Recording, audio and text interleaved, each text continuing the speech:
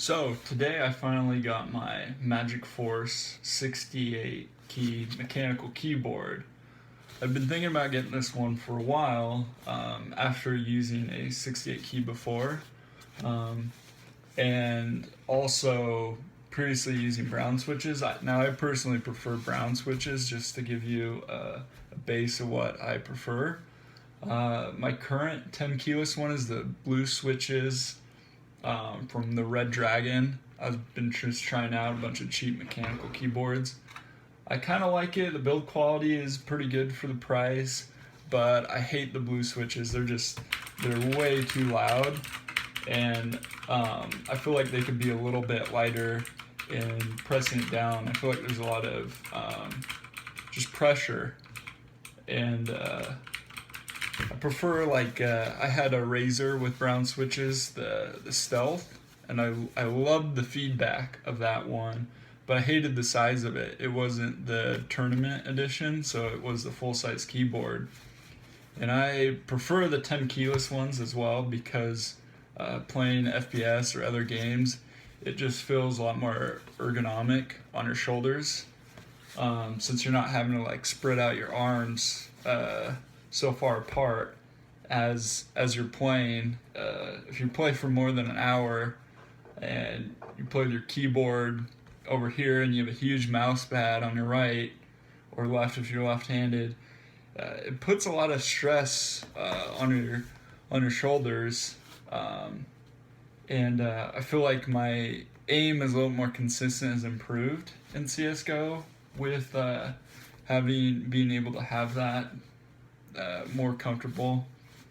But anyway, so here's the box that it comes in. It didn't come in like an Amazon packaging or anything. This is Magicforce's box. I was surprised how compact it is. I mean, it's essentially the keyboard right here, about the same size as the keyboard.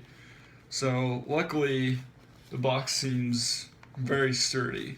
I mean, it's definitely a more durable kind of build. So if it was something softer, I'd be a lot more worried about it getting damaged and shipping. But they seem to have done a good job with that, which is probably why Amazon doesn't bother repackaging it. But let's see, it comes with this fold. Looks like these two slots open up. It looks like it can open up. You can see. So the box seems like it's pretty easy to open. The packaging, they definitely do a good job. So the top just opens, and here's what I see. Now I just went with the base one. For this one's only $40. I don't think it has any fancy backlighting. This one might just have the regular backlighting or no backlighting at all. Maybe they reuse the same keycaps. I have the same board coming, but with the typewriter, the custom typewriter keycaps. I'm pretty excited for that one.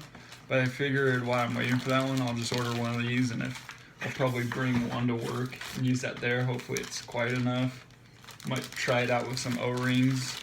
And if I do get some O-ring silencers, I'll be sure to update my impressions with that. So here's the keyboard. It is brown switches. As you can compare, here's blue and brown. The browns sound much more like a regular rubber dome keyboard. I think you're a lot less likely to annoy your coworkers or family members if they're in a room next door. This is a much better noise. I know with the blue switches, my teammates, they've complained to me a lot about hearing them from my microphone, and that can be distracting for everyone. And it has nice little kickstands. That's a good touch. I didn't know.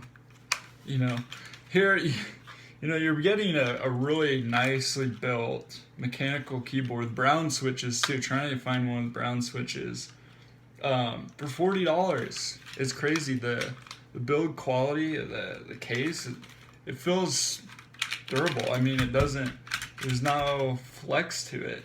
It definitely feels like a higher build quality than the Red Dragon. That one feels pretty cheaply made in plastic. I wasn't that too happy going to that one coming from the Razer Stealth.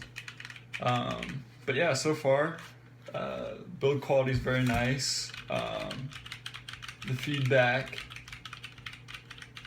it's definitely, it doesn't have that clicking. The actual noise that you're hearing, here's me pressing it in without bottoming it out.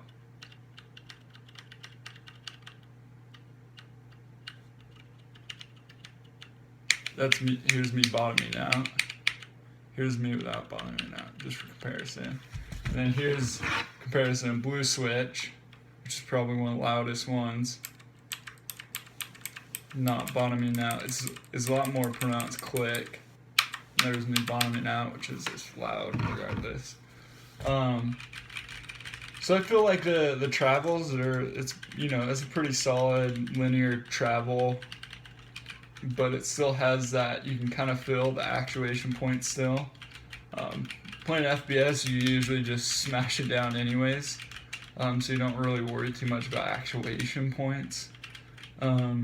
I feel like that something like this would probably benefit from the rubber O-rings. That will probably help silence the bottoming out. I feel like the brown switches would benefit a lot from that and making it a lot quieter. Because it's really not too loud if I'm not bottoming it out. But yeah, so far those are my first initial impressions. Hope you like the review, and so far I recommend it. As long as it doesn't blow up, I think it's money well spent. It's definitely, if you're still using rubber dome switches, this is like, I held out on getting mechanical switches for a very long time. I thought they were very much like a gimmick. Well, they're not gonna make you a better like player per se. You're probably, I mean, some games I could see it making a bigger difference, like MOBAs, getting where those kind of movements are really important. I could see it helping with that more than like FPS games, but typing in general, your life is just more pleasant. I mean, that's really what it comes down to, and it is like typing.